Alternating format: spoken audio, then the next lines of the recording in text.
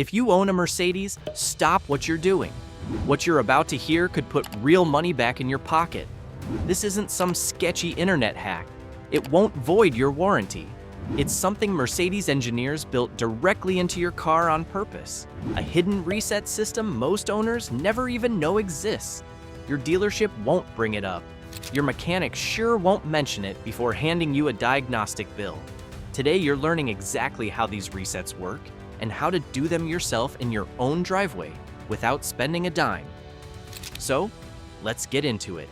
Here are 10 reset secrets every Mercedes owner needs to know.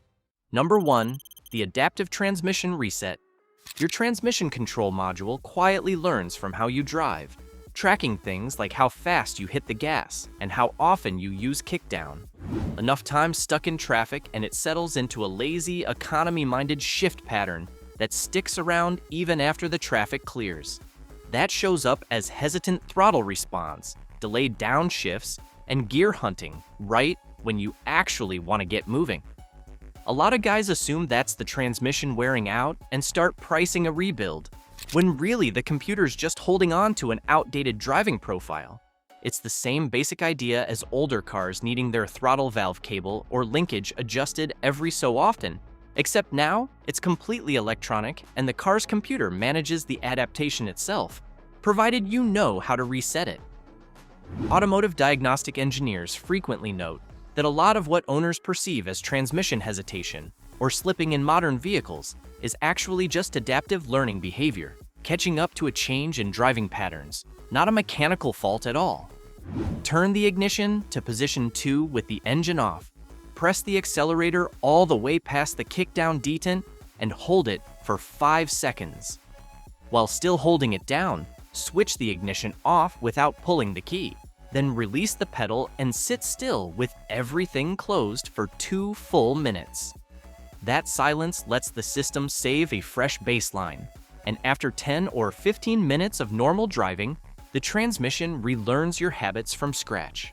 Before we get to the next one, if you want a more in-depth look into how your BMW or Mercedes can last 100,000, 200,000, or even 300,000 miles, these ebooks reveal the exact maintenance secrets and brand-specific strategies that every BMW or Mercedes owner should know. If you want to check them out, the link is down in the description below. Number 2, the climate control flap calibration. Your automatic climate system runs several small stepper motors behind the dash that swing the blend doors and vents to control airflow.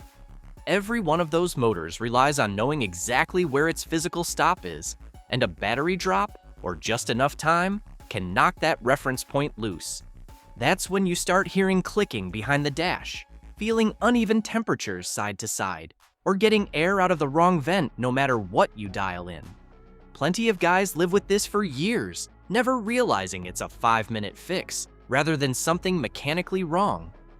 The old manual cable and lever climate systems made this easy to diagnose. You could just look at the cable and see if it was hung up. With these electronic flaps, the motor genuinely loses track of its own range, and the calibration is what sends it back out to each end. Stop to relearn where it's supposed to be, which is why running it after any battery disconnect is worth doing, even if the system seems fine at first. Ignition to position 2, engine off, fan speed at 0. Press and hold the defrost and recirculation buttons together, or on older rest-equipped models, AC rest and recirculation. As soon as both LEDs start flashing in sync, let go immediately and allow the self-test to run for 30 to 60 seconds. And once the LEDs stop flashing, shut the ignition off. Wait a minute, then restart and check that airflow feels even again. Number 3, sunroof and sunblind normalization.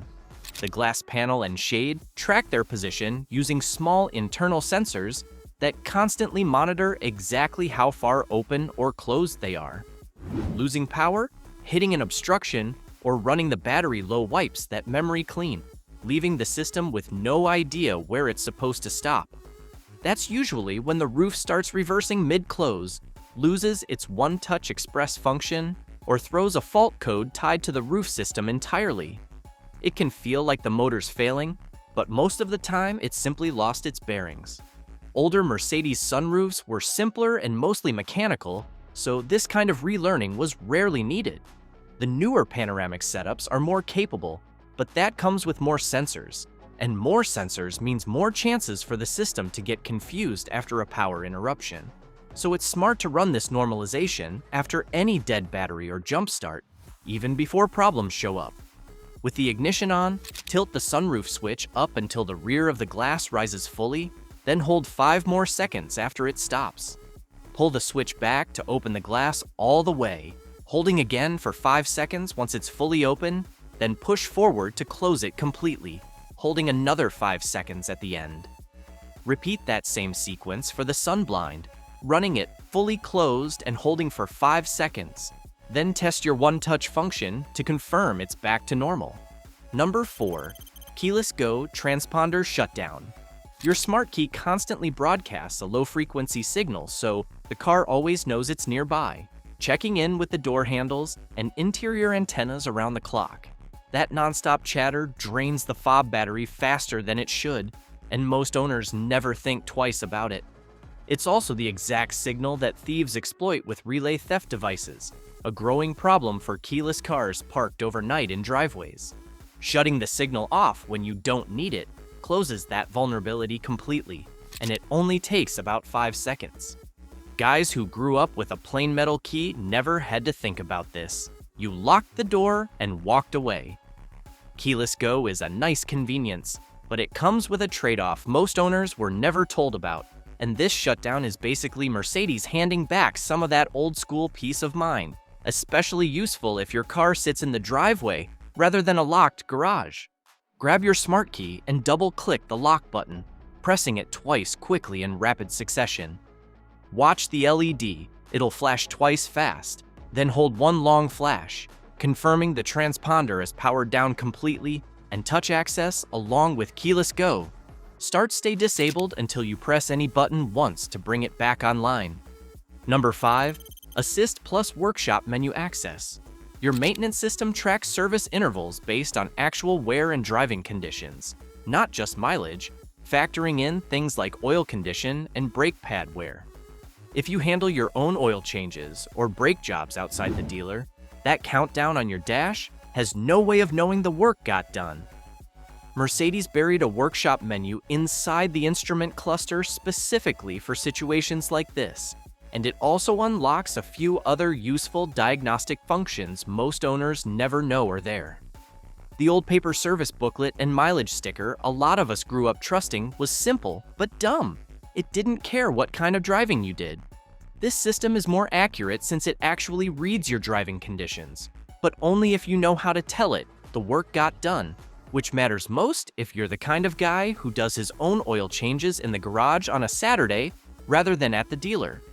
Close every door, the trunk, and the hood.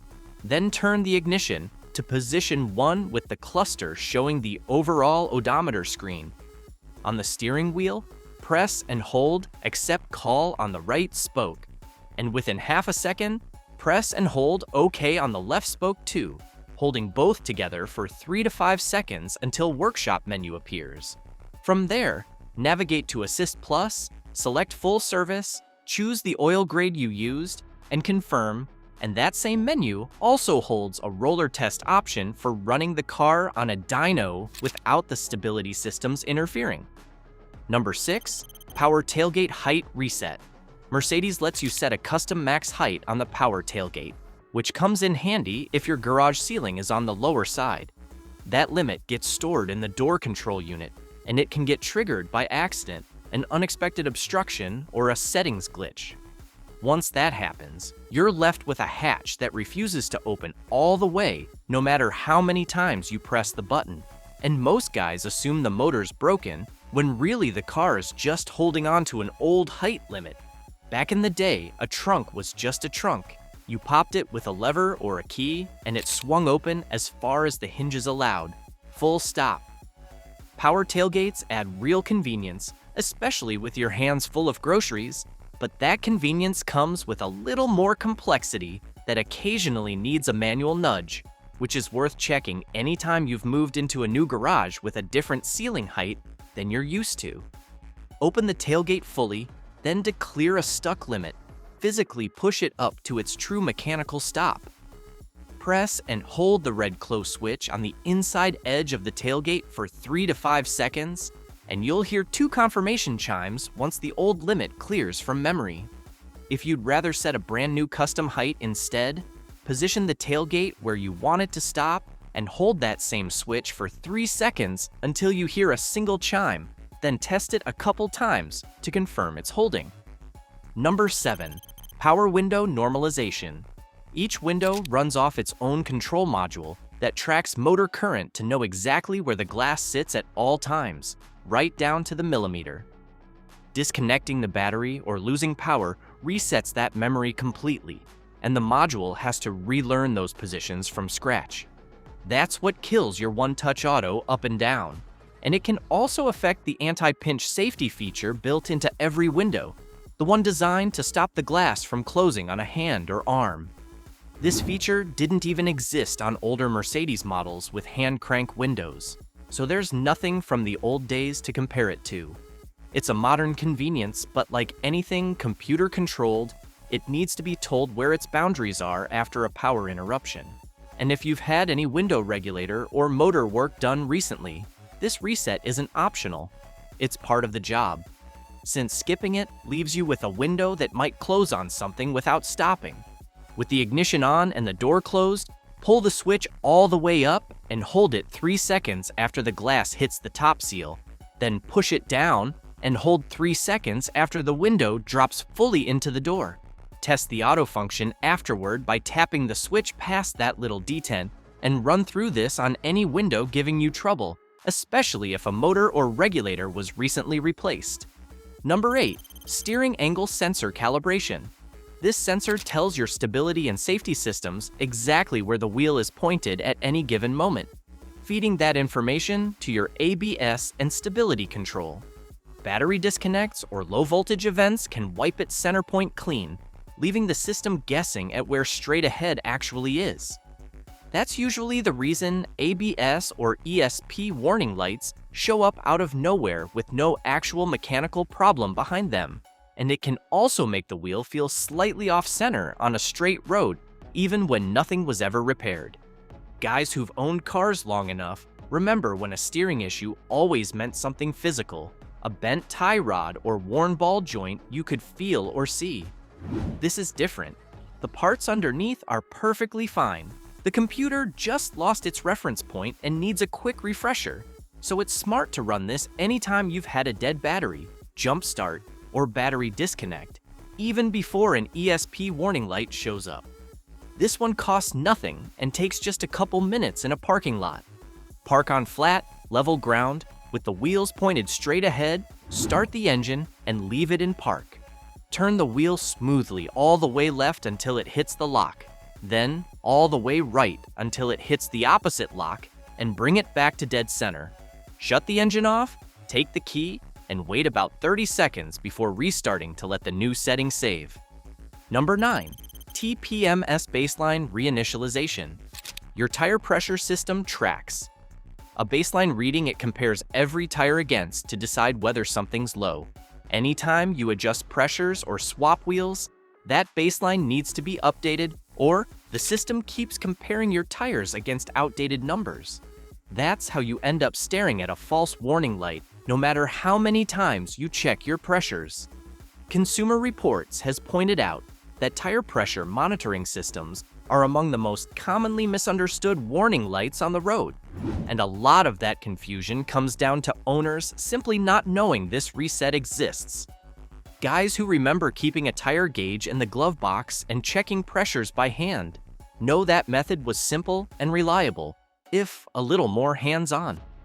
The electronic system is more convenient day to day, but it only works right if you keep its internal baseline updated whenever you make a change, which matters most after a seasonal tire swap or a fresh set of tires, since a few extra minutes here saves you months of staring at a warning light for no real reason. Start by setting every tire to the exact cold pressure listed on your door jamb sticker, not a rough guess. turn the ignition to position 2, use the steering wheel controls to open the service menu on the cluster, and select tire pressure. Press the down arrow to find the option to use your current pressures as the new standard.